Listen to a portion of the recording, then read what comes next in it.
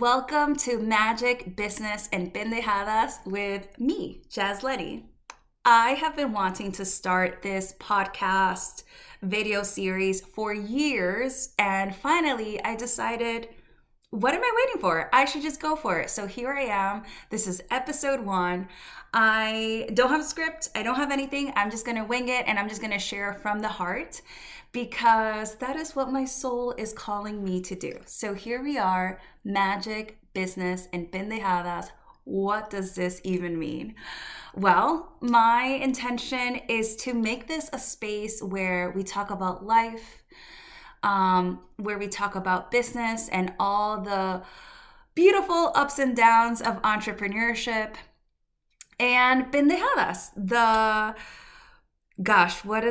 How would we describe pendejadas? Well,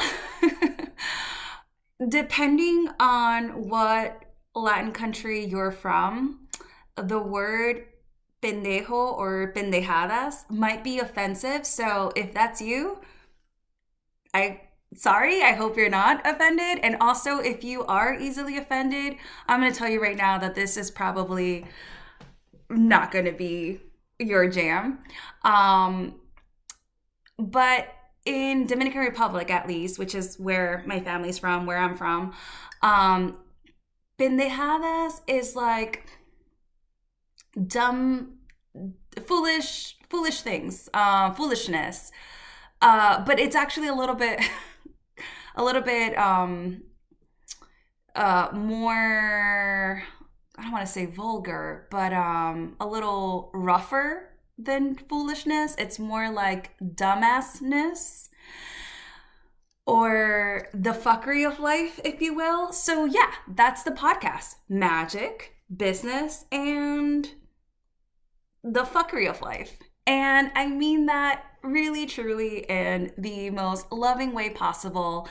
And really coming from a place of levity and humor and playfulness, because I genuinely believe that that's the way to do this thing we call life, is to laugh at ourselves and be vulnerable and be silly and keep it light and keep it moving. And if we can do that while weaving more magic into our lives and into our business, then yes, that's the conversation I want to have. That's the space I want to be a part of. Those are the people that I want to hang out with. So that's what you can expect in this space.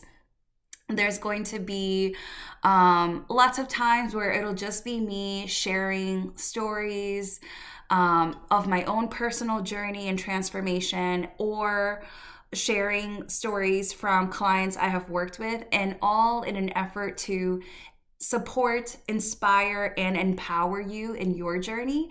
And there's going to be moments where I will have guests with me sharing as well. So if you are interested in having a good laugh, maybe being a little inappropriate, but also quite professional, and talking about magic and life and business and the challenges along the way, then we are going to have a really good time. So this is episode 1, and I would like to kick things off with sharing a story from my childhood.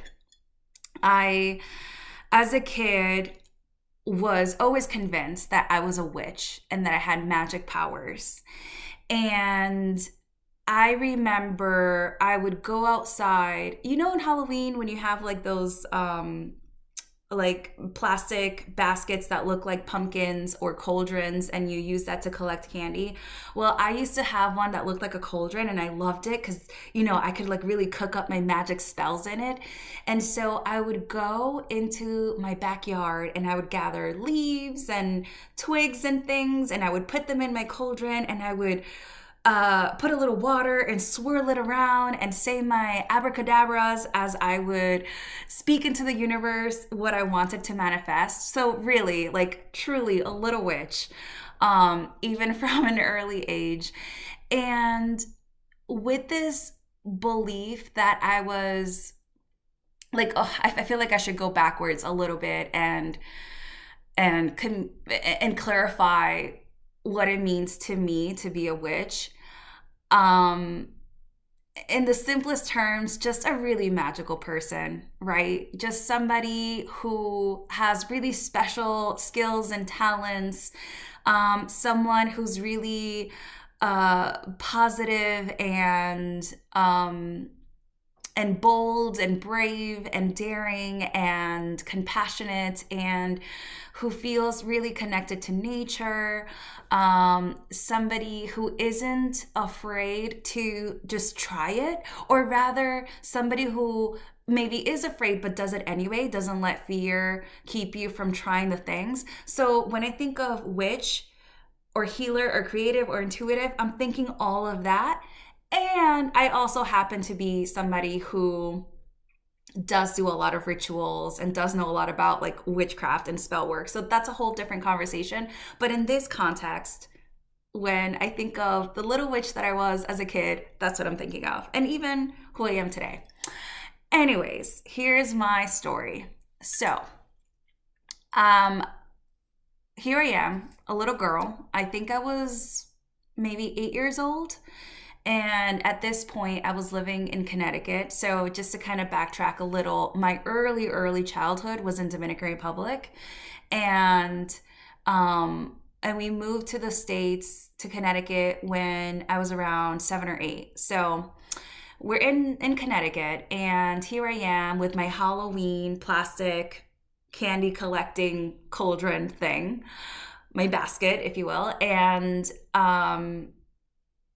I was filling it up with leaves and twigs and things, and I would write these little poems and these little rhymes of what I wanted to make happen. And so this was me like really spellcasting. And I remember these neighborhood kids were like kind of teasing me a little bit, I guess bullying. I didn't register it as that in the time, but they were challenging me and saying things like, you don't have magic powers, you're not a witch, you're not magical. And my whole entire life, my whole 8 years of existence, I knew in my heart that I was a really magical person, that I had a special way of doing things and seeing things, that I was sparkly, that I was a really special person in this world. And I was so confident in myself and in my abilities, in my skills, my drawing skills, my ability to read and write, and I had really nice handwriting, and that felt like a magic power. And I loved to sing and dance, and that felt like, one of my magic powers. I was just a really sparkly little girl. And so when these kids were telling me, like, you're not special, you're not a witch, you're not magical, I felt like, yeah, I am. Clearly, you don't know what you're talking about. And I'm not even gonna listen to that. Like, that makes no sense. You're obviously mistaken. This must be a misunderstanding on your part. And I was just like, it kind of rolled off the shoulders because nobody could tell me otherwise. I knew who I was, and that's it. I could not be challenged. But, they pressed on, and I thought, you know what? Fine, I'll prove it. And I don't know, maybe it was because I was young and immature, or I don't even know, but I felt the need to prove myself so that I don't even think it was coming from a place of like shutting them up, or from a place of defiance or retaliation, or standing up to the bully. Like, I don't even think I processed any of that. I think I just very innocently, very matter-of-factly, and very sweetly thought, You know what? I am magical, and I'm going to show you because I think it's important that you know this about me because I think we're all magical. And if I can prove to you that I'm magical, then maybe that will inspire you to see the magic within yourself. Like, I think that's where I was coming from, which actually is pretty remarkable. I think I'm going to give myself a pat in the back in that, like, I was a really cool kid. Okay, so here I am. How am I going to prove that I have magic powers? Well, at the time, we lived in a three family home. So it was like the first floor was like the first apartment, and then the second floor, the second apartment, third floor, third apartment, right? So it was like three apartments stacked on top of each other, and that was the house or the building we lived in. And each apartment had their own balcony. And so, and I'm sure this came from watching movies or cartoons or whatever. Somewhere on TV, I picked this up. But I said to them, okay, the way that I'm going to prove to you that I am a witch and that I have magic powers is that I'm going to fly, because all witches fly on broomsticks, and this is a known fact. So that feels like a really good, obvious way to prove this. Mind you, I had never flown on a broomstick before. So why I thought that was a good idea, I don't know. Other than my confidence and my belief in myself was so strong, and it was so true and sincere that it never occurred to me that I wouldn't be able to fly on a broomstick. And it never occurred to me that I wouldn't be able to accomplish anything that I set my mind to. I had this belief, this unwavering, unshakable, unbreakable belief that I could do anything. And I went not just to my second floor, because we lived in the second floor. I didn't just go to our second floor balcony. I walked up the stairs to the third floor balcony. And all my little friends, or I guess frenemies, all the little kids were in the backyard looking up at me on this balcony. And I remember like some of them cheering like, do it, and others saying, don't do it, like, you're stupid, you're gonna hurt, like, whatever. So I grabbed a broom and I got on the edge of the balcony and I put the broom between my legs and I just leaped forward because, again, all I needed was to just believe hard enough, and I knew and I trusted that I would fly, that the wind would carry me, that the broom would support me, that I would do a very graceful like loop in the backyard in the air, and then just very gracefully land on my feet. And then I could be like, see, I could fly. So that was the vision, but that is not quite what happened. I jumped and I flopped down to the ground. I did not fly, as you can imagine. I had a very ungraceful landing, and I hit the ground.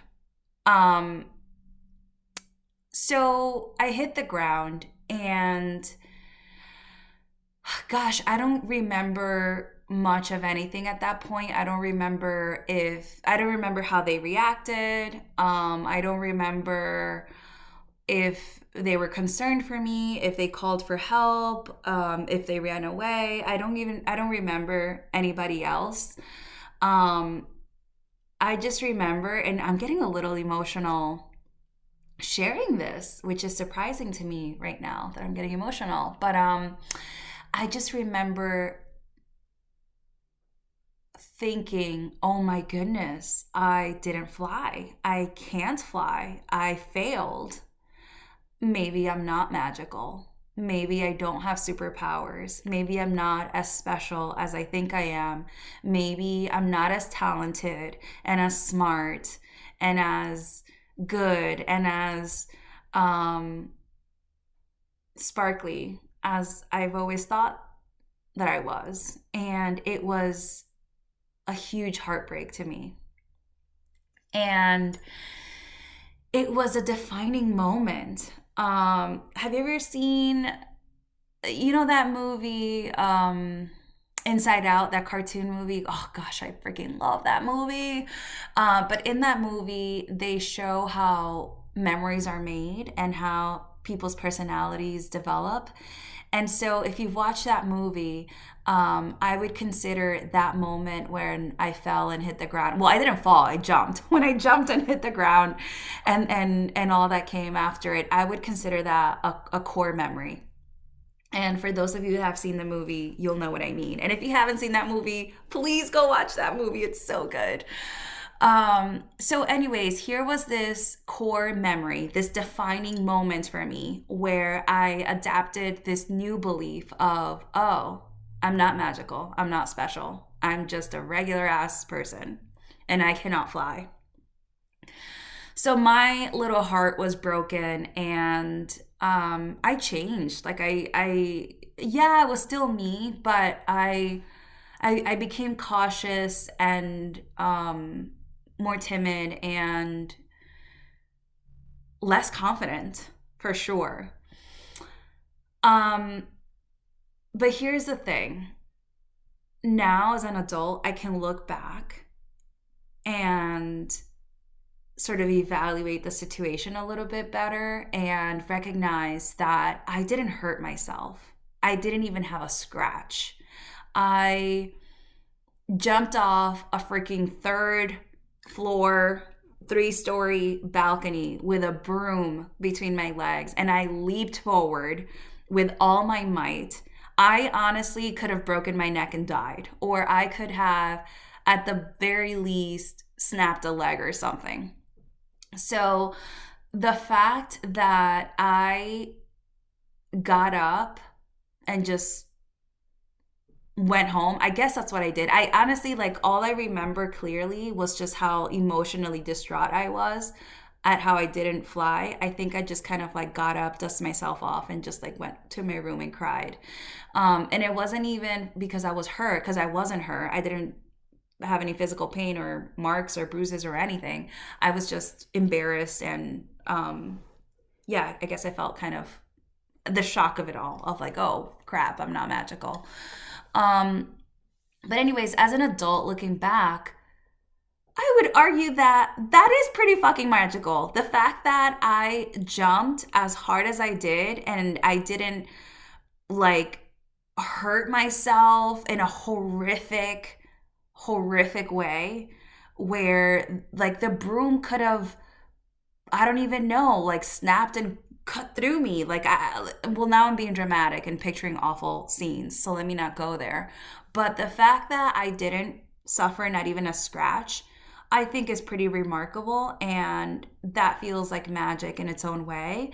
And looking back, I would assume that I was being protected by, my guides or by some higher power that allowed me to land in a way where I didn't hurt myself. So I do think that was magical, but at the time, my ego and my heart and my confidence took a huge hit. So I'm sharing this story because as children, like most children, I might even argue that all children initially are really confident and, don't like quote me on that. I'm not basing that on any sort of scientific evidence. I'm just saying most kids are born really confident and really sure of themselves and really curious and really sparkly. And it's not until something happens that we start to chip away at our confidence, or that the world starts to chip away at our confidence, or that we start to learn to be insecure and to doubt ourselves. And so a huge part of my work now as an adult, in my services as a coach, as an artist, as a designer, all of my work is really founded in that core desire to help you be really brave and be really confident and summon up that inner child in you that once did believe all these magnificent things about yourself, because as adults we forget that. Even this video, this podcast, this story, me sharing in this way, like it took me years to decide, fuck it, I'm just gonna share, I'm gonna start this thing. Because imposter syndrome, because what will they think of me? Because what if I do this thing and it's not good enough? Because what if nobody cares and nobody wants to listen, right? Like there's all these reasons that I have put in front of myself of why I shouldn't do the things. Little Jasleni, the little me, before that balcony incident and even afterwards, would not have questioned whether I should do this thing nearly as much or as long as I have. And I do that all the time. I think as entrepreneurs too, we question ourselves. Is this a good move? Does this make sense? And like, sure, you should evaluate your next move to make sure that it makes sense. But I'm talking about something else. I'm talking about all the ways that we hold ourselves back because of fear, because of lack of confidence, because of fear of what will others think. And gosh, I can make a whole list of common fears for why we hold ourselves back. I'm sure you can think of some of your own off the top of your head real quick. I want to challenge you. I want to challenge myself to cut that out. Cut it out. It's not serving us. And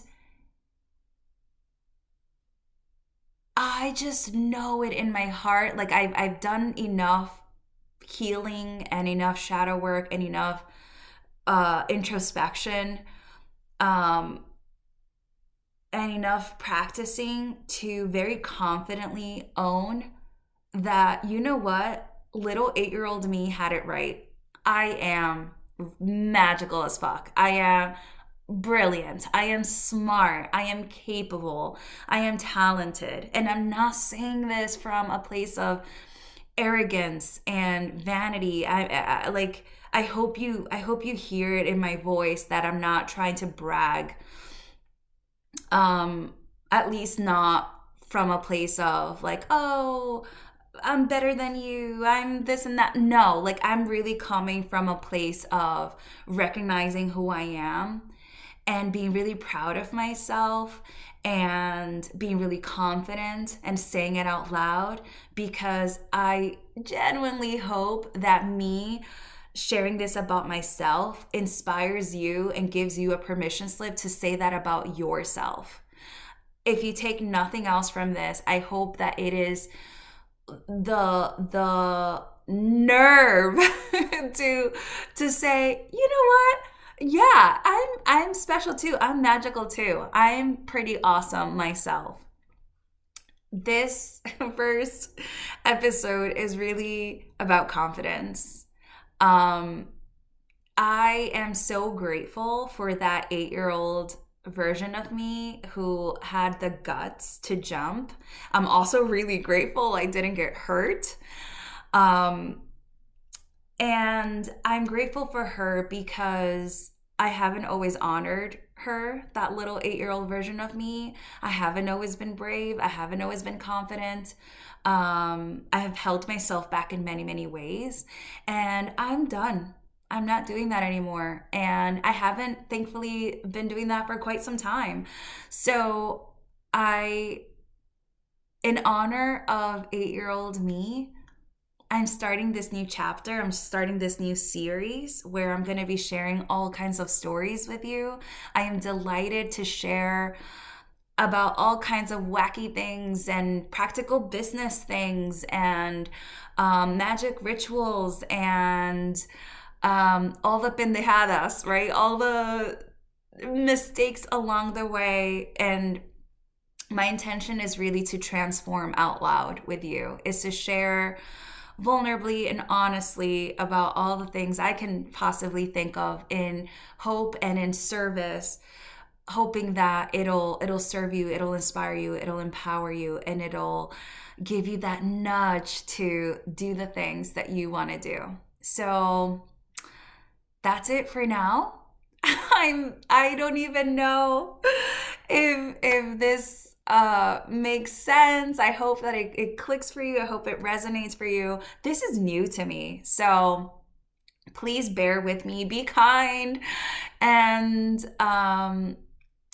share your feedback with me. That will be tremendously helpful. Please let me know in the comments what you got out of this, what you would love to hear more of, and if you have any questions for me about anything or about my stories, that will actually help me tremendously and continue showing up in this way. So thank you so much. I'm Jasleni. Be kind, be brave, be ridiculously and magically you. Until next time.